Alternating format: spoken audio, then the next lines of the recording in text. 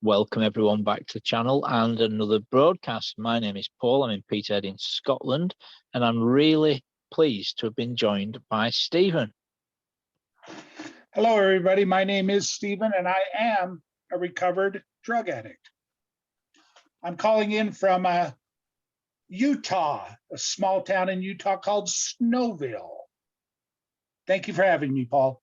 I'm so pleased you're here, and welcome, family. If you're new to Cocaine Anonymous, please check out the other broadcasts on this channel. We've got about 38. There's one on each of the 12 steps.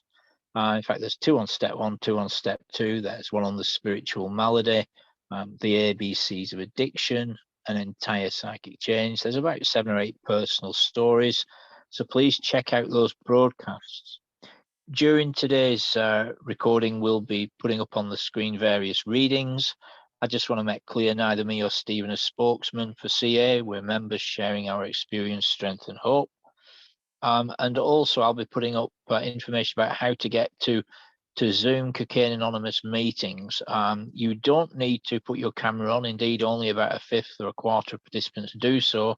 So never be put off going to a Zoom meeting thinking you'll have to put your camera on, nor do you have to share or talk if you don't want to. Again, only about 1/5 of participants do. Conversely, if you'd like to, you're very welcome to. So, you know, if you want to get free of drug addiction, we have a solution. And you can lose the desire to use drugs and find a new way to live. So I'm really pleased once again that we've been joined by Stephen, and he's going to share with us for around half an hour his experience, strength and hope. So without further ado, it's over to you. Thank you very much, Paul. And again, my name is Stephen, and I am a recovered drug addict. I've also recovered from whiskey, so it's a wonderful life. CA is a wonderful program. Yeah, I'm going to share my experience, strength, and hope. Not yours, mine. This is my story. And you're free to disagree or agree with me all you would like. I am not a guru, and I am not a spiritual giant. I'm just a guy. I'm just a guy in CA. So I want to make that very clear. This is my story. That my job, as my sobriety date is January 24th, 2013, or excuse me, 2009. I don't know why I said 13, that's my birthday. January 24th, 2009. My sponsor's name is Ray, his sponsor's name is Terry. I've had the same sponsor and the same grand sponsor for 13 years now. My job is to carry hope. That's my job. My job in a meeting, my sponsor made this very clear to me, that my job is to carry hope, to show you, to give you hope. And there is absolute hope in this program. But we have to be able to identify. So I'm going to give you the Reader's Digest version of my drug use. And for young people that don't know what the Reader's Digest is, it was a magazine my grandmother used to read back in the 50s and 60s that had short stories in it. I started using at 14 and 74 innocently, and my life progressed to being 21 years old, and I got married, and my life progressed and things were good, and I was doing all kinds of drugs and I was drinking. Life was great. Well, about, I don't know the exact year, but about 12, 15 years before 2009, so 95, somewhere around in there, my disease took over. And I come from a very good family, loving family, never had anything weird happen to me, no weird uncles, nothing. And my disease took over, and it took me to a place where I had nothing. I had lost all my teeth. Well, I don't want to say all, a good share of them, and the rest that were in there were really paining me. You know, I hope that for me, it got a point where I could not imagine life with heroin and meth, and I could not imagine life without heroin and meth. And that's the crux. And I hope some of you here today are at that point. I truly do. My sponsor always says you got to give them a good dose of drug addiction, Stephen, or they're not going to listen to you. And I'm not going to spend a lot of time on that because I want to talk more about the hope end. But yeah, I was a cat that could not do meth, and I was a cat that could not drink, and I was a guy that could not tell the truth. I was a guy that the only thing I knew how to do was manipulate people. That's who I was. And that is not who my family raised. I came from a good family. I was raised as a good person. But those last 14, 15 years, prior to the last 13 years being out there, that's what I became. I became something that I never thought I would become, and I did. And that's a sad thing. That's a conundrum. It's a horrible thing. Now I can look in the mirror at myself. Life's good. I want to talk, so that's me. I'm a drug addict. That's my story. I'm just like a lot of you, not all of you, but a lot of you. I want to talk a little bit about, and I've never talked to, I don't even think Paul knows this. About a year into sobriety, I'll briefly touch this. I hear all the time in meetings that, you can't date till you're a year sober. Well, where does it say that in the book? Now, do I think that a young man that's got 4 weeks that is sitting on his 4th step should date a young girl that's got 5 months that's sitting on her 1st step should date? Well, absolutely not. Of course not. But if, they've got a couple of months, they're making their amends, they're working the program, not their program, the program.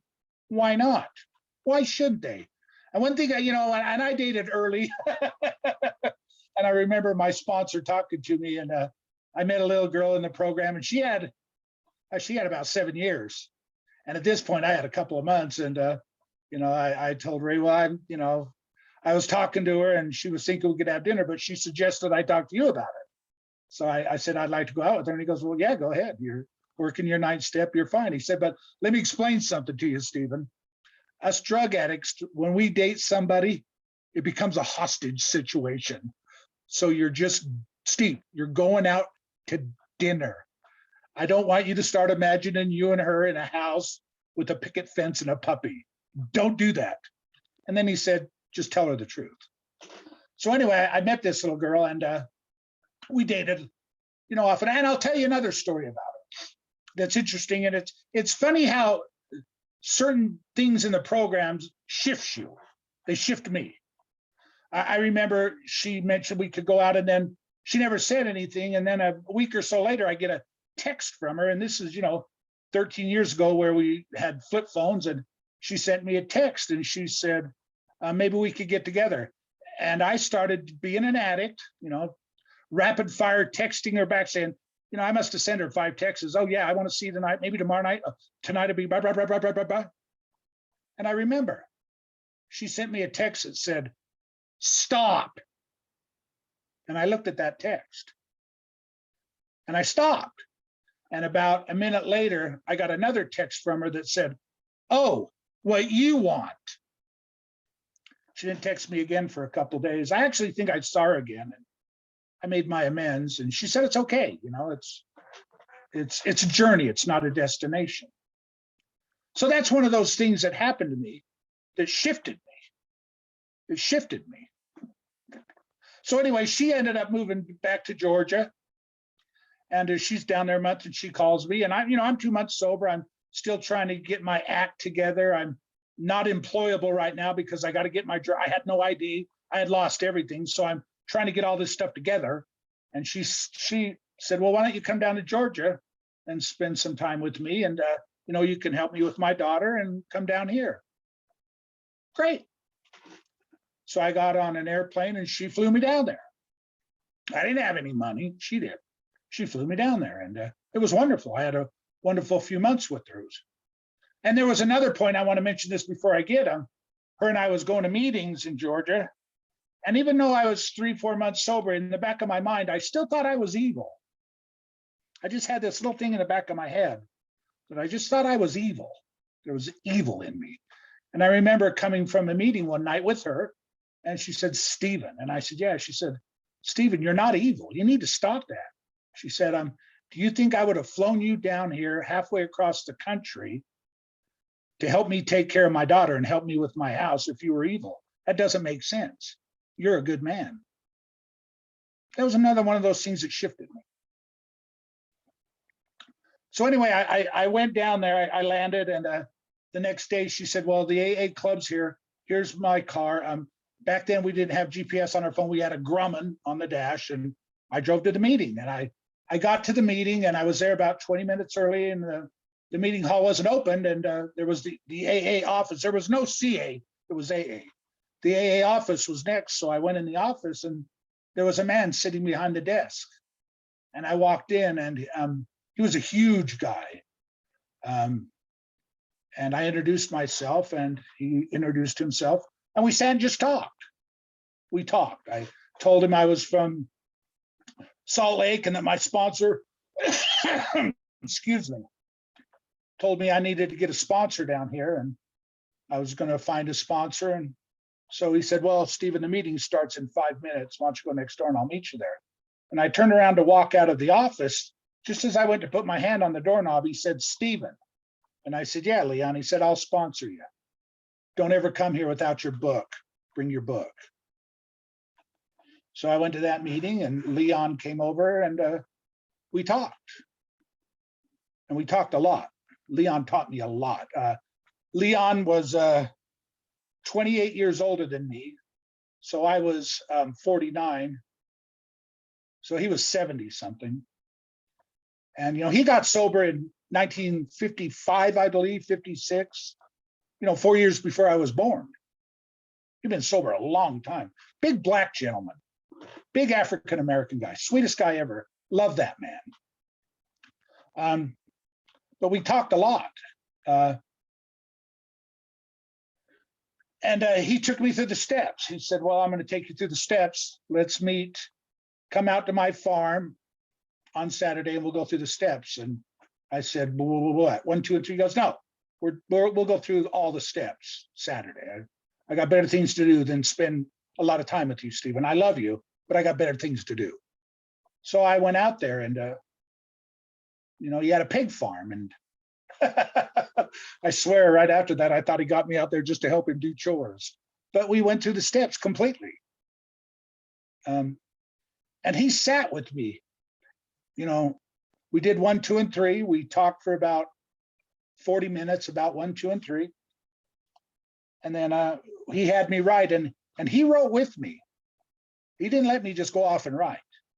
He sat right next to me and read it as I was writing and talked to me as I was writing. And it was quite a wonderful experience.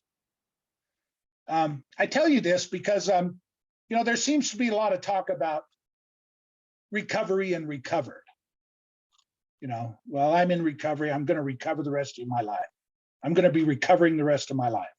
I've had people say to me, well, my therapist says, my counselor says, and I'm not a therapist or a counselor, but I just always go back to, well, what does the book say? What does the book say? Leon talked to me a lot about that. He introduced himself as a recovered alcoholic. He said back in the 50s, 60s, and even 70s, that's how you introduced yourself. Leon told me that the recovering thing came, he said, in the 70s when our President Richard Nixon, one of our great presidents, he was kicked out of office, but he understood drug addiction. And on his way out the door, he signed a little piece of legislation called the Hughes Act. And Richard Nixon understood that it was a disease. I'll give him credit for that. But what that did is that allowed in America for a drug rehab facility to pop up on every corner. And that's what they did. That's what they did. I mean, I went to one in the 80s, and the one I went to in the 80s, they cornered me in a room with 2 counselors and a therapist and told me, well, you need to stop. Don't you love your daughter? If you loved your daughter, Stephen, you'd stop drinking. How horrible is that? How horrible is that? And please, I love therapists. I love counselors. I love them. I had some therapy. Now you hear me. You hear me. I love therapists and counselors, but it's hard to talk about something if you don't have experience in it, right? Right? I mean, a therapist or a counselor that's not one of us is going to approach me different than Paul is. Paul's me. Now, again, you hear me. Therapy and counselors are a wonderful thing. They truly are. But anyway, Richard Nixon signed that Hughes Act, and they were popping up on every corner. And that's where Leon said the recovering thing started to hit. He said, that's when we really started to hear recovering. I'm recovering. I'm always going to be sick. I'm always going to be recovering. And that's fine. If that's how you want to live, that's great. It's not what the book says. People say, you know, why do you hit this thing so hard, Stephen? Well, because it's in the book. It's in the book. A few years back, I picked up a kid that was coming to Cocaine Anonymous, and he'd been going to another fellowship, and I won't say it. I'm not a big fan of it, but they're always recovering. They'll never recover. And when I talked to him and I told him, well, I'm a recovered meth addict, he quit looking at the ground and he looked up at me in the eyes and he said, what do you mean you're recovered? And I said, I'm recovered. And he said, well, what does that mean, Stephen? And I said, well, that means that I don't obsess for meth and heroin. Now you hear me. You hear me. That does not mean I won't get sick tomorrow. I could get sick tomorrow. We have a 3-part disease, mental, physical, and spiritual. And we have a 3-part program. And if I don't stay in all 3 parts of that program, I could get sick again. I could get sick again. You know, and another thing I want to touch on, and I don't know if I did or not, and I hope I didn't, I don't repeat myself, but I hear a lot of people say, well, you can't make any decisions for the first year. Well, I'm sorry to inform you that life's not going to stop for you for the first year. You can't make any major decisions. Well, you know, life, you know, your banker isn't going to go, well, you know, Steve's only 8 months sober. I can't ask him this question. Cocaine Anonymous is to enhance our life. It's not to take it over. It's just not.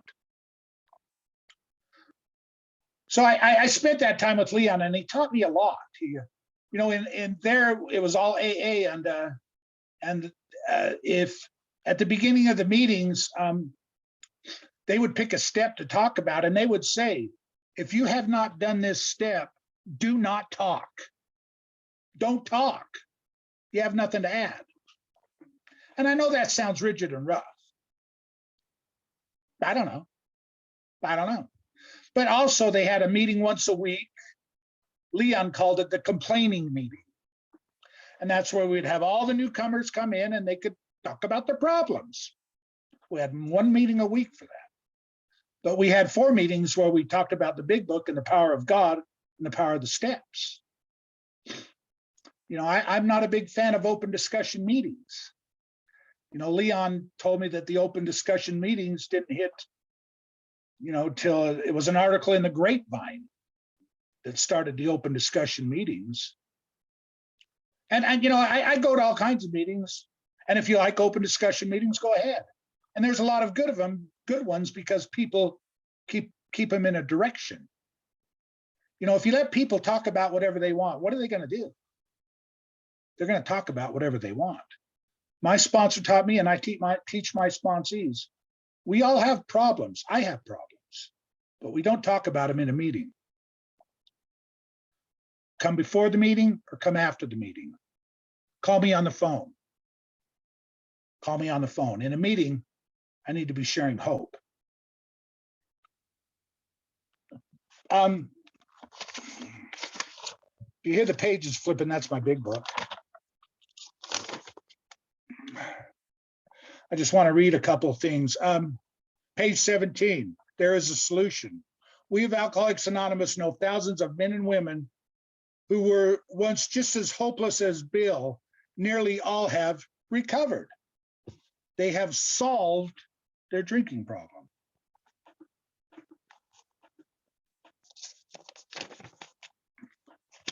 Leon read this to me. He read these to me. He went to page 20. Dallas, you are curious to discover how and why, in the face of expert opinions to the contrary, we have recovered from a hopeless condition of mind and body. There you go. I remember Leon reading these to me. He said, page 29. Further on, clear-cut directions are given showing how we recovered. There you go. There it is again. Page 45. If a code of moral or a better philosophy of life were sufficient to overcome alcoholism, many of us would have recovered long ago. There's the word recovered. And I remember Leon reading all these to me and talking a lot about it. You know, he said, Stephen, you got to introduce yourself to the new man as a recovered. You got to give him some hope. Who the hell wants to be sick the rest of their life? And again, like I said, you know, I could get sick again. Trust me, I could get sick again if I don't stay in all three parts of the program. There's another one here I'd like to read to you. Let me see if I can find it quickly.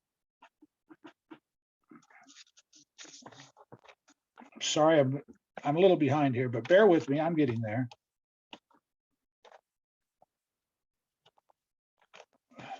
I probably should have had these all ready for us, and I apologize. It's in the, sorry for the dead silence here. Well, I can't find that one right now, and I don't want to have dead air. Leon read all these to me, and he stressed to me the importance of being recovered. And here's one of my favorite ones. Let me read a little farther up. So we think cheerfulness and laughter makes for usefulness. Outsiders are sometimes shocked when we burst into merriment over a seemingly tragic experience out of our past. But why shouldn't we laugh? We have recovered and been given the power to help others. Great. You know, if you want to be recovering the rest of your life, fine. That's great. I saw a television program, actually it was Oprah years ago, and it showed this little girl on heroin, and Oprah said, so how long have you been off heroin? And she said, 2 years, and it's a struggle every day. What kind of life is that?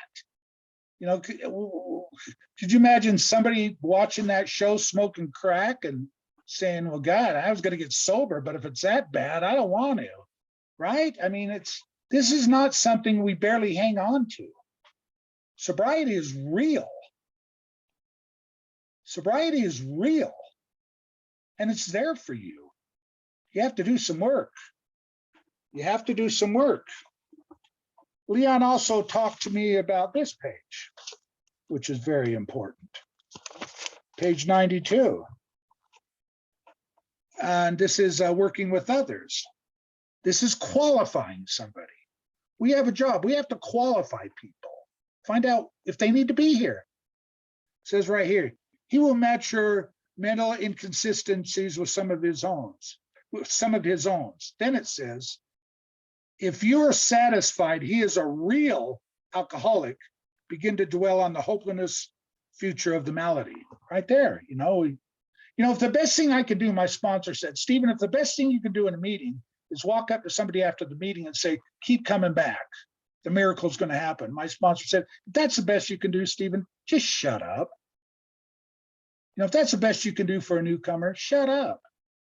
My sponsor taught me in a meeting that I am to watch the newcomers, and when they raise their hand, go talk to them. Go tell them my story. Go tell them my story. Don't beat them up with the book. Tell them your story. Tell them your story. And if you tell them your story and they identify with you, they'll look at you and they'll think, well, man, this guy's like me. Like he's like me. And then the question I always ask when they ask me, I love this question. Well, how'd you do it? How'd you do it, Steve? Then I get the book out. It's like when cows get out and I'm getting all the cows back through the broken fence. When that last cow jumps through, Yeah, they're in. When they ask me that question, that's the feeling. Yeah, they want to know something. And that's when I talk. You know, the forward to the first edition also says, and here's a word that the book uses. It doesn't use kind of, it doesn't use sort of, it uses a big word. It says, to show other alcoholics precisely how we recovered. Precisely. It's a pretty big word, isn't it? You know, and I understand humility, and I hear people all the time in meetings say, well, I don't know how this program works. I just know it works. Well, trust me, I know precisely how it works. I know precisely how it works. We have 164 pages of a program laid out for us. And in those 164 pages is a chapter called How It Works. I know how it works. I precisely know how it works.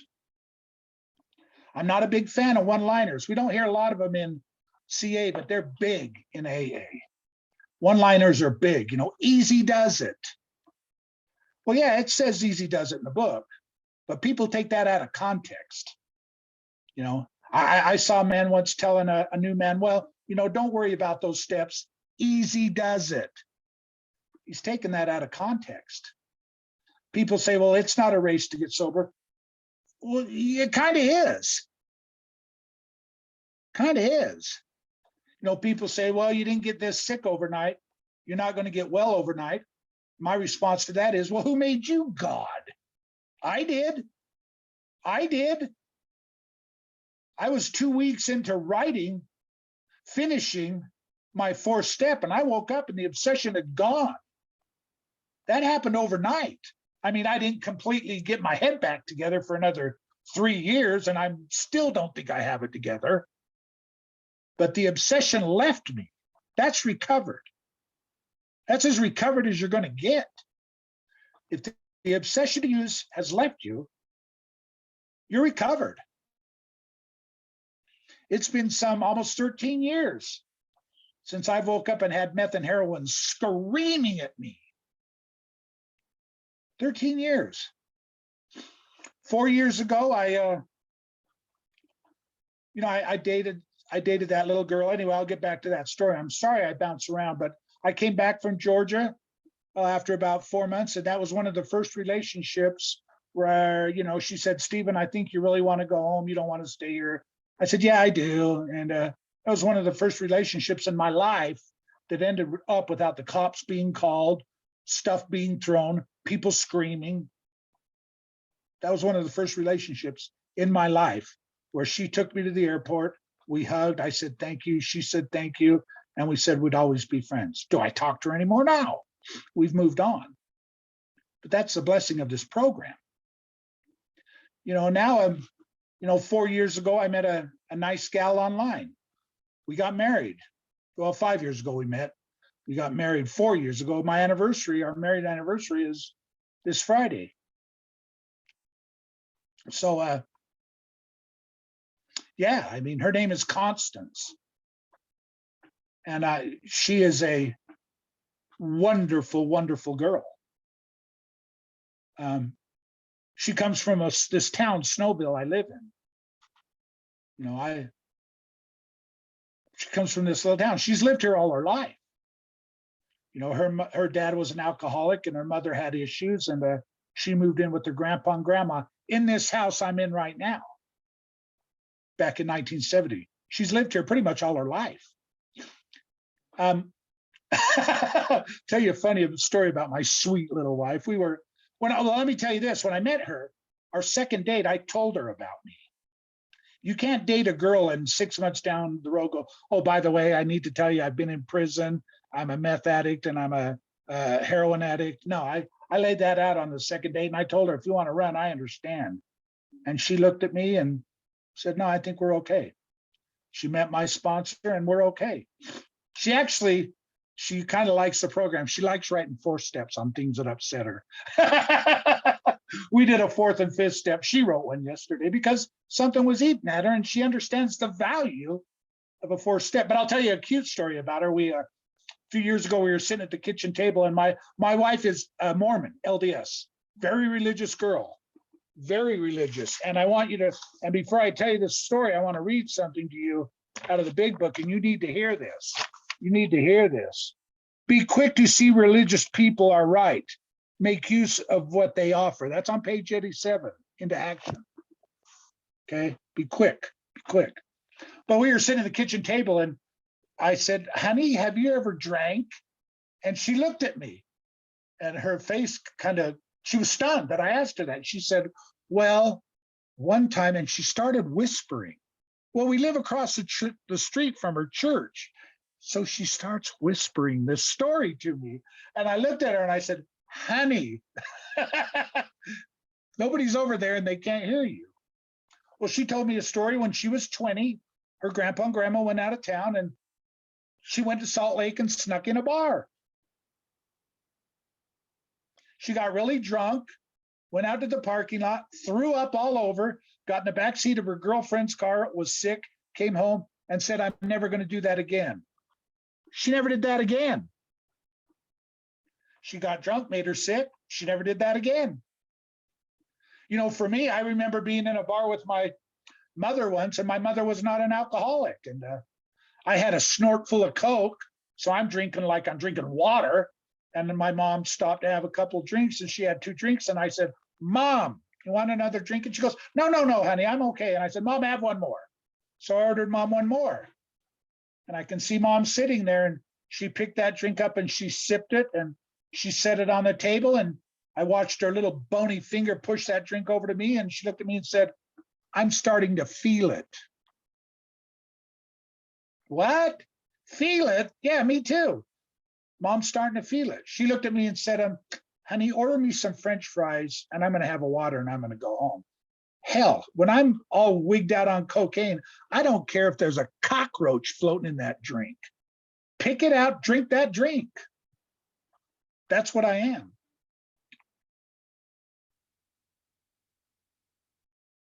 I love you all. I'm sorry about the little gap when I was trying to read things. I want to read something too that Leon talked to me about. And this is another thing that drives me crazy. And I shouldn't let it, but it does. Triggers. You hear people, oh, that triggered me. That triggered me. I remember talking to my sponsor, Ray, about triggers. And, he said, well, what are you going to do, Steve? You smoked heroin on tinfoil. You're never going to bake a turkey. You're never going to bake a potato. So I want to read this, bottom of page 100. It says, and this is triggers. Assuming we are spiritually fit, we can do all sorts of things alcoholics are not supposed to do. People have said we must not go where liquor is served. We must not have it in our homes. And then it goes on and on. But then it says, we meet these conditions every day. An alcoholic who cannot meet them still has the alcoholic mind. There is something the matter with his spiritual status. His only chance of sobriety would be someplace like the Greenland ice caps. Now I understand triggers. My first, first couple months, tinfoil made me nuts. For my first year, I'd hear tinfoil crackle and my head would go up a little bit. Hasn't done that in 12 years. My sponsor, Ray, says, Stephen, Trigger was Roy Rogers' horse and Trigger's dead. It's stuffed in a museum at the Roy Rogers Museum. Yeah, I love my sponsor. I still talk to my sponsor. So I hope that I said something that will help somebody. I know I bounce around a lot. I'm going to make some excuses. I'm 61. And I just hope that somebody heard something. And if you heard something that my sponsor always told me, if you hear something that upsets you, Stephen, maybe it's something you need to hear. I love you all. And Paul, I think that's all I got. Beautiful message as always. Thank you, Stephen. I just want to share with our listeners that you celebrated 13 years last week, was it? Yeah, continuous that's correct. sobriety? Yeah, I said Yeah, 2013, but I yeah, think I was thinking yeah. 13 years. My 13 sobriety years. date is January 24th, 2009. So, on behalf of our listeners, I just want to congratulate you on your clean time. And I want to thank you for coming along today to share with us your message of hope, faith, and courage. And it was a clear message, and a lot of wisdom in there. And I just want to give a couple of half-time announcements. There's readings on the screen. A little while ago, I put up a screen with meetings that are on every single day of the week. There are many meetings that are on every single day. So, meetings are a great part of a program of action, but our solution is in the 12 steps of Cocaine Anonymous, which are on this screen here.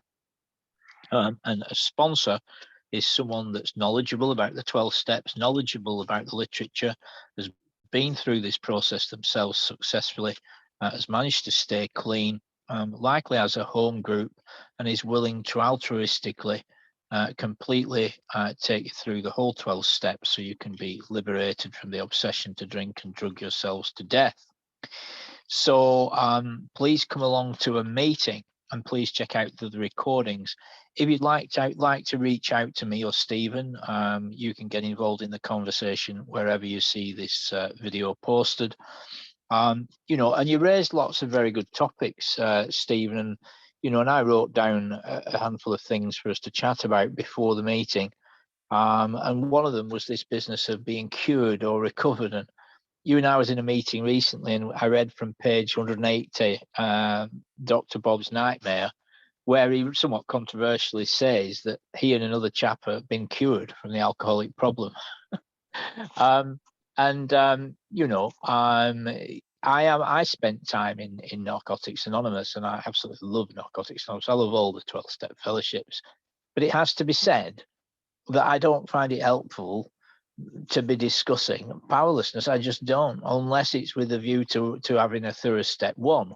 It says we were powerless. That's the language of the step. We were powerless, right? And by the time I get to step 11, I've got God's power. I'm praying for power, right? So it's really important that once I quit using and get into the solution, attend a meeting regularly and share regularly and get into this step work with someone knowledgeable about this process, this program of action, then I'm in the solution. Then I have recovered, Now, it has to be said that it's quite possible to get into stinking thinking that makes the ship to be a sinking. It's quite possible to go awry in our thoughts and speech and even behaviour. No one's saying that's not possible. Of course it is. But as regards the drink and the drug problem, we have solved it. And we can precisely tell you how we have solved it. Yes, You yes. know, And now, if yes, I may, and if I may, go ahead, finish, please, Paul. yes. So, and I have to say as well, on the topic of powerlessness, like yourself, having been around these rooms a little while, I have known people that choose to pick up drugs, and for me, every time I picked up again, Stephen, it was a choice. I chose to pick up again, and I'm not a big fan of the word relapse either, and I know you're not either. Because for me, when I chose to pick up after being clean, it was always a choice. The choice was drastically diminished by the second, and by the third, well, all bets were pretty much off, because the obsession, the craving, the physical craving for drugs is started again. And so the cycle continues. We live to use to live. Our whole life and thinking is centered in using ways and means to get more. And so I find this overemphasis on powerlessness is often used as a great excuse. Oh, well, I'm powerless, It's because I'm powerless. Well, you're only powerless when you ingest that first one. You're only powerless when, and even then, but very quickly, that one wants another one, and that one wants another four. So if you stay away from the first one and get into the solution, and practice spiritual principles on a daily basis and get some frequency and a daily program of what we do, then the problem is completely removed.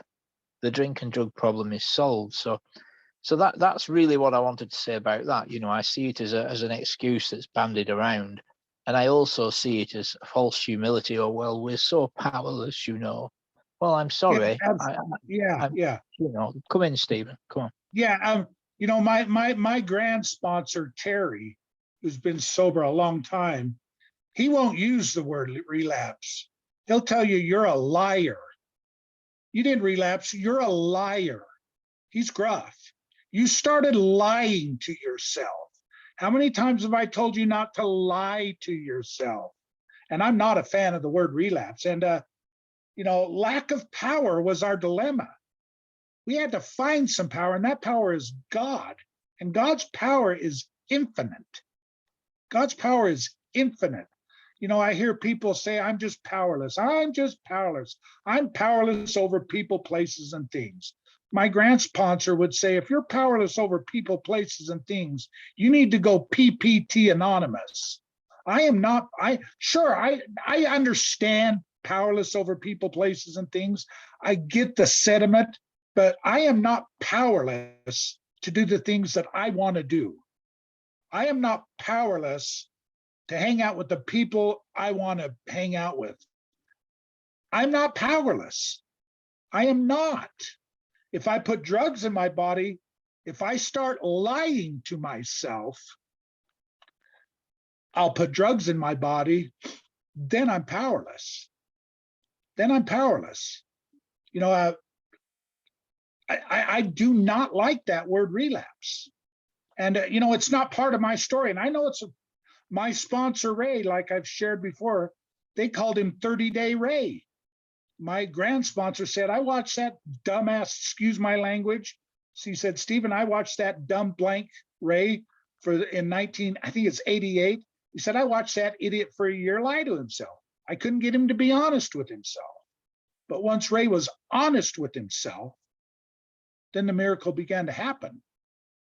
You know, and when does live and let live and, you know, keep coming back become apathy? You know, I understand live and let live, you know, and I understand keep coming back, but, you know, at some point we need to talk to these people and we need to tell them the truth. You know, if you think love is going to get you sober, love is a part of it. People listening, you understand me. Love is a part of this, but love isn't going to get you sober. If I could have got sober on love in 1988, when my mother spent $60,000 of her own money and sent me to a rehab, and everybody in my family came and loved me, don't you think I'd have got sober? The truth will set you free. That's what's going to do it, the truth. Yeah, I'm with you, Paul, on that relapse. Yeah, and I think another thing is as well, you people say, well, I had a slip. Well, you know, that's another thing. You know, I mean, look, we've got to take responsibility for our recovery, right? And if I choose to pick up drugs, it's not easy to come back, and kudos to people that do. There's always balance with these things, isn't there? An airplane has two wings, you know, this and this. So I agree with you. But you and I know if someone come in and had the humility to come back to a meeting and, you know, they said these words, you and I, it's unlikely we would say a great deal about it. We're just thankful they come back. So we don't want to sound like we're hard on anyone, but reality is reality. I've got to take responsibility for my life and recovery. We are a program of mercy. We are Yeah. absolutely a program of mercy. I want all the people to understand that.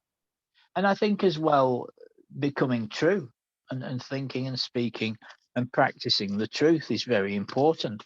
You know, I mean, Cocaine Anonymous is in Britain. Not that I'm being nationalistic, but it is the largest growing place on the planet for Cocaine Anonymous. I mean, it's been exponential in recent years. It really has, and particularly in Scotland, where I am here. And it is a young, vibrant fellowship. We generally get people through the 12 steps successfully, I might add, in 4 to 6 weeks. You know, we believe in God's power. We believe in God's wisdom. We believe in God's grace. You know, we believe that there is a solution, that there is always a solution. You know, we believe in the fellowship outside of meetings. You know, we believe in making the fellowship work, you know, as part of making the program work.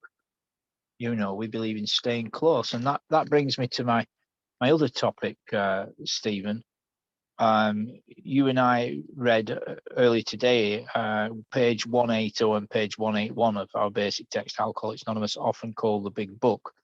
And on there, Dr. Bob says for the first 2.5 years of his sobriety, of his abstinence, that the obsession to drink was still there very often. And he found his solution was to work with others and carry that message. You know, and when I look back at the writings and the lives of those persons in the late 30s, they were persons of personal, private prayer and working with others. There was very few meetings comparatively. There was no big book until the very late 30s, right? I'm not even sure what year the 12 steps got formulated. You know, they had 6 steps, didn't they, at the beginning? The Oxford. Yeah, but the point is that prayer and working with other alcoholic addicts kept them sober. You know, it really did. And that's the thing, working with others. Now we're very privileged to have much more recovery literature, aren't we? You know, we're very privileged to have an abundance of meetings and a lot of wisdom and a lot of quality sobriety. You know, and so I just really wanted to talk about that with you. You know, the importance of personal, persistent, private prayer and working with others. Well, I always say this, and I heard this. I smell more. I smell more. My sponsor tells me that. Stephen, I smell more. I smell more spirituality. You know, I am not going to survive by living on the spiritual experience I had 13 years ago, or the spiritual experience I had 7 months ago doing my steps again. I'm not going to be, it's like my wife made a wonderful dinner last night, right? But I'm going to have to eat some more food today. I'm going to have to eat some more food today. I smell more. I smell more. I'm big into, you know, religious books. And it's interesting in this program. After 13 years, I was talking to my wife earlier. You know, things happen that just change your look on things. Like, you know, that they just change your perspective. You hear it and you go, wow, wait a minute. Wow. You know, it's like that young gal in Georgia when she told me, Stephen, you're not evil. That shifted me. That shifted me. It shifted me.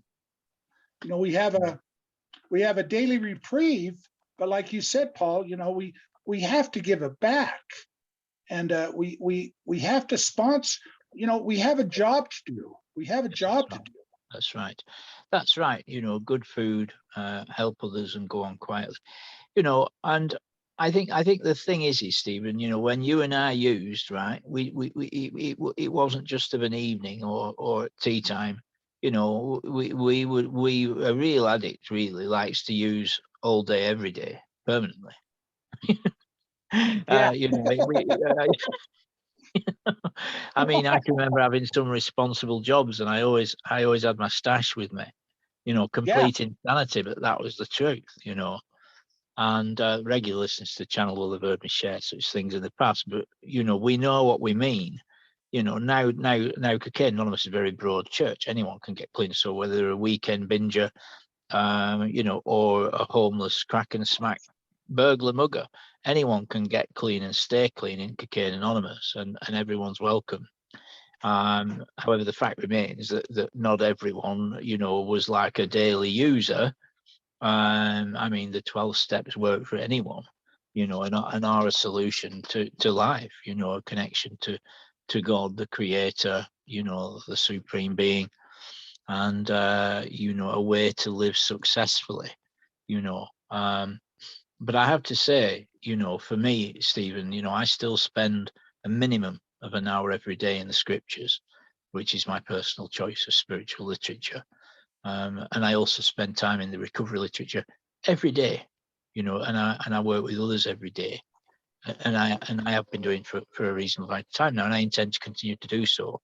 And it's a very, very good equation that seems to be working and will continue to work, you know. And you know, when we used regular, well, pretty much as often as we could, didn't we? Yeah. And so we have to, and it was a spiritual experience. Using drugs was a spiritual experience. It's just it was worshipping the wrong chap. It was, Yeah, I used to worship my meth pipe. exactly, and I it did. was I worshiped my meth it was pipe. a religious ritual. We had our paraphernalia, we had our processes, and we surround ourselves with people that co-signed our lifestyle. Well, in recovery, we become accountable. We get transparent in step one, and I know you and I work step one differently. When I work step one with a man, I spend around 3 hours with a man working step one. Step one to me, it's very, very, very important to be transparent. Often for the very first time, particularly with a new man, if it's their first round of the steps, to get real about consequences, about unmanageability, to get real about the effects on us and on our lives and circumstances. It's pretty much the toughest step, and it has to be worked properly. And I know in any they regularly spend 3 or 4 months on step one.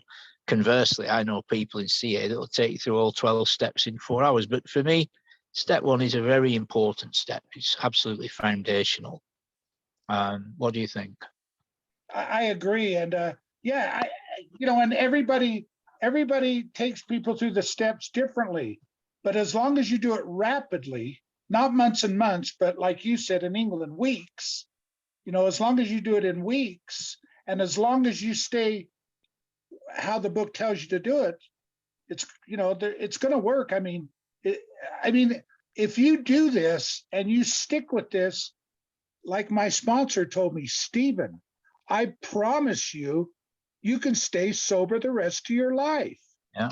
You do what this book says, and you continue to do what this book says, you can stay sober the rest of your life. But if you forget one part of the 3-part of recovery, Stephen, you're gonna lose it. I remember when I met my sponsor, he said to me, I was a couple weeks sober, and he said, Stephen, what is your truth based around alcohol and drugs? And I looked at him, and I'm 2 weeks off meth. I'm like, I have no idea what the hell you're talking about, right? My truth is I love to do them and I can't stop. And he says, let me ask you a different direction. This is 2009.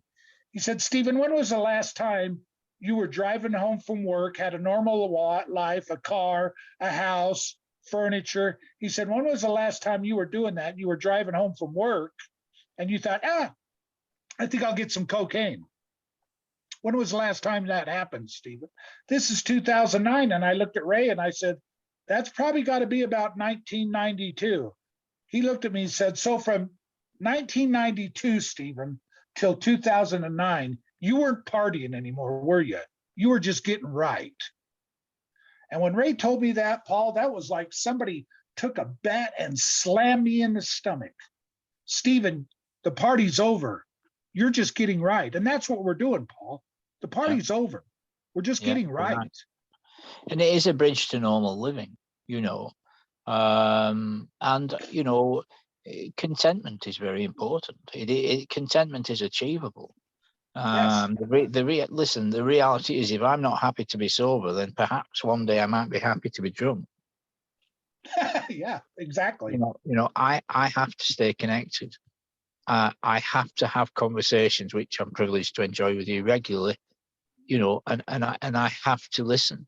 I have to be connected. And here's why a support group is very important, right? A lot of people, I was saying this to a member earlier today, a lot of people come around, they get well and they vanish, and I'm sure some of them probably stay sober. That's their business. Yes. This is the real world. Yes. That's up to them. But what I can say, those that stick around, that get involved, that do service, that work with us, definitely stay sober. And I can definitely testify that they do. I've seen dozens of men and women stay sober who were in a place of catastrophe, right? But as for those that vanish, that get well and vanish, I don't know. But I surmise some of them probably do. But there's so much more on offer here. There's wholeness, completeness. Go ahead, finish, Paul. I'm sorry. I was just going to say, the joy and the peace that we became convinced was in powder that was never really there ultimately. It was a little bit like the forbidden fruit, or there's something in this bag, Stephen, or this wrap that you need. This is what you need. God's not giving it you. Here it is, and we become convinced. And ultimately it was a deception, and it's so important to be true. Come back in, Stephen. I've lost the thread a Well, moment. God, I mean, us drug addicts, the type of knucklehead drug addicts that you and I were, we were tempered by fire. We walked through fire and we walked out of it. And for God to give me this gift to help somebody, I mean, this is one of the greatest gifts in my life, to sit across the table, or now I'm doing it on Zoom, and see in a new guy's eyes, and I've seen it, you see it, where they know that they don't have to do this anymore. It happens sometimes in the third step, it happens after step 9, sometimes it takes a year, but when you see in their eyes and they know that I don't have to do this anymore, that's a wonderful thing. And to not want to give that gift back, I don't understand. I really don't understand it. Yeah. I was in a meeting once, and there was a young man in the meeting, and I don't know where he came from, but he was worried that he was a cocaine addict. And of course, me and my sponsor did what we're supposed to do. Like my sponsor taught me, you pick a newcomer, and after the meeting, you go talk to him. Yeah. Well, Ray and I started talking to him, and he said, well, I'm just doing a little bit too much cocaine. I got some cocaine at home in my drawer, and last Saturday I did some, and this is like Thursday. And I looked at my sponsor, and he looked at me, and we started giggling. We said, dude, I don't understand what you're saying here. I mean, I never left my cocaine at home. Yeah. I never left my cocaine at home. It was in my pocket. Now, having said that, could his disease be growing? Absolutely. Yeah, and I think the beauty of the meetings is that we have the identification both in the problem and in the solution, and that identification is available outside the meetings, which is the fellowship outside the meetings, and meetings and the fellowship are very much part of the program. Yes. However, the program specifically is the first 164 pages of the book Alcoholics Anonymous, often called the Big Book, and the solutions in working these steps. And ultimately down to the grace of God and the power and wisdom of God flowing through us as we do esteemable things, going through the steps, hopefully prayerfully and thoughtfully. But as we come to the end of this broadcast now, I'll let you back in for a couple of minutes in just a moment. I'd just like to just say that just as we use throughout the day, every day and night, we've got to be having vital spiritual experiences. What happens is we get an emotional rearrangement. Our worldview and our perceptions change of ourselves and our circumstances and others, and we lose the desire to use. And it happens through the process. So yes, come on, Steve. What would you like to share with our listeners in summary? Well, it's 13 years ago, before, if I was with a man and I was going to do something, I would never say to this man, like I said to you, hey, Paul, would you say a little prayer before we start this? I wouldn't do that. And prayer and meditation is very important. And if you're not spending quality time with God, it's not going to help you. Praying is not getting in your car, starting it, backing out the driveway on your way to work and talking to God. That's talking to God. Yeah, it is. But you have to humbly, I get on my knees. Not all the time, but a lot of my prayers are on my knees. God's grace falls evenly on everybody. God wants you to be happy.